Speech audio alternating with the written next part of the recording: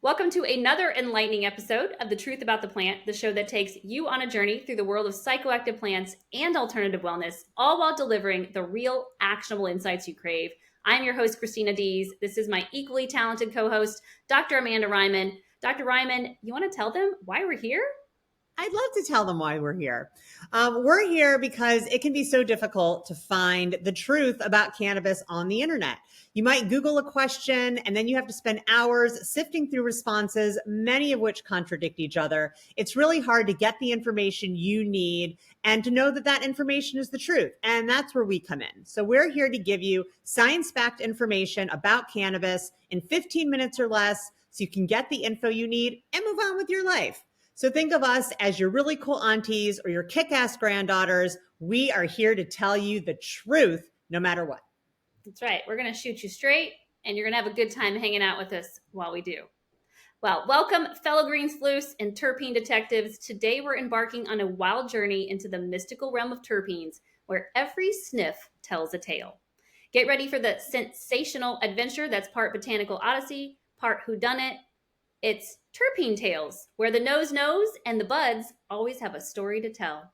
So let's jump right in. Dr. Ryman, what exactly is a terpene? Well, a terpene is found across nature. It's basically what gives a fruit or a plant its unique aroma.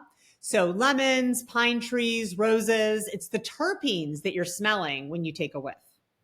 So are terpenes then found in the cannabis plant? Absolutely. And you know what? They're the same exact terpenes that are found in other plants. So limonene, for example, makes a lemon smell like a lemon and makes lemon haze smell like, well, lemons. Pinene is responsible for the smell of a pine tree and is also found in a variety of cannabis cultivars. So basically, if you smell a cannabis flower and it smells like some other plant or fruit or earth or grass, they likely share terpenes. Okay, well, this question I get asked a lot, and I hear a lot as well. Do terpenes play a role in the effect of cannabis? Oh, absolutely. We are learning that they actually may have just as an important role as cannabinoids when it comes to the effect of cannabis. So let's say you have two different cannabis flowers and they both test at 20% THC, but one of them makes you want to go to sleep and the other makes you want to clean the house. Why is that? If they both have the same amount of THC, the answer is found in the terpene profile. So, what are some of the different ways terpenes can make you feel? Well, limonene, like I mentioned, can have an uplifting effect, while linalool, which is also found in the lavender plant, is more relaxing. Pinene is another uplifting terpene, while myrcene, which is a very common terpene found in cannabis, it's also found in mangoes, can bring on couch lock.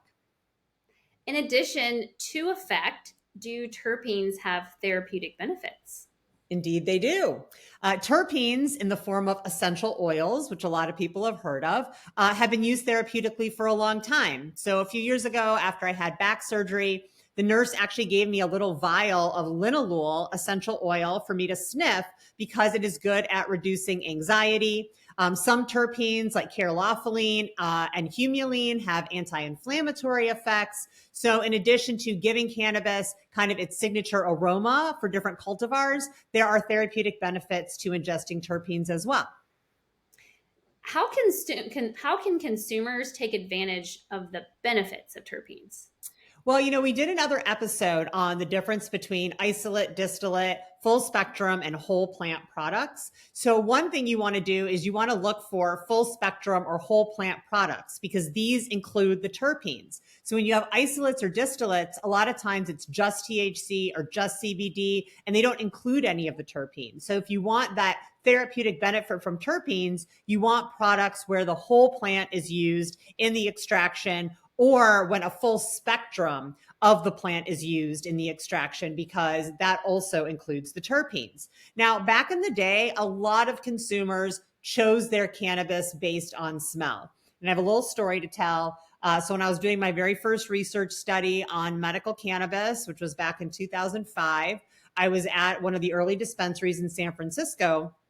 And at the counter, they had a little sign that said, please do not stick the buds up your nose. Now, I was pretty fresh off the boat from Chicago. I hadn't been in a lot of dispensaries. I really thought maybe this was some weird way that Californians were ingesting their cannabis that we didn't know about back in the Midwest.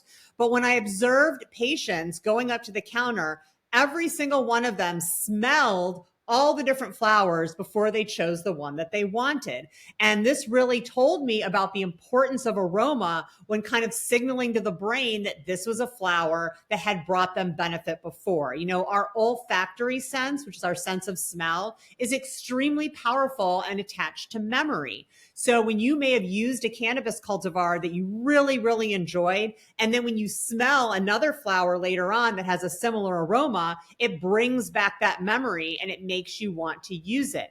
Unfortunately, now post-regulation in many places, customers are not allowed to smell the cannabis before they buy it.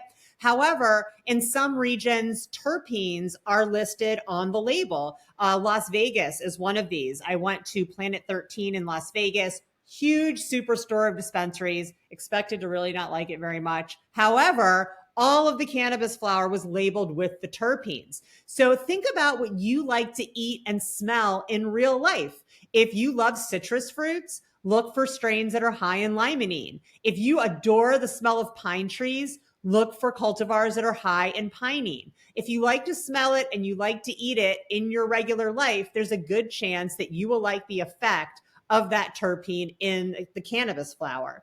The other piece of advice I'll give is that if you consume a cannabis strain that you really, really love, you love the effect, everything about it, smell it, right? Take note of that aroma. What does it smell like to you? And then the next time you're shopping, try to find other strains with the same type of smells.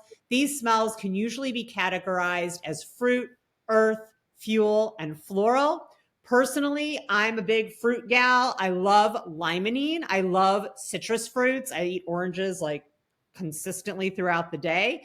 So whenever I smell a cannabis flower that's really high in that citrusy smell, I know there's a good chance that I'm going to like the effect. Well, I would just want to add to that consumers can also choose based on how they want to feel. So just like you said, limonene has that uplifting effect. If you're looking for a lift, right, a mood boost, something that has limonene, the terpene limonene would be a great choice. Or if you're looking to relax, like you said, myrcene, linalool, those are going to be more relaxing, couch lock, sedative. And I'm a big fan of the hybrids, so I always pay attention to the terpenes as well because the terpenes tell a story. Absolutely. And they're also going to help give you a roadmap into the effect, like you said. When you're looking at tinctures, especially, a lot of times they will advertise the terpenes as an ingredient. So a good sleep tincture, for example, might have equal parts THC, CBD, and CBN with linalool. That's a really great recipe for a good night's sleep. Perfect. All right. Well, fellow green detectives, it's time to wrap up this fragrant escapade through the terpene wonderland. But before we sniff our goodbyes, remember your thoughts are like the seasoning to our cannabis casserole. Spice up our inbox with your aromatic anecdotes at info@mypersonalplants.com. And if you're craving more botanical banter, and who isn't, feast your senses on our YouTube smorgasbord. Don't just nibble, hit that subscribe button, give us a thumbs up, ring the notification bell to stay in the loop. And until next aromatic adventure, keep sniffing, stay green, and let those terpene tales tantalize your senses.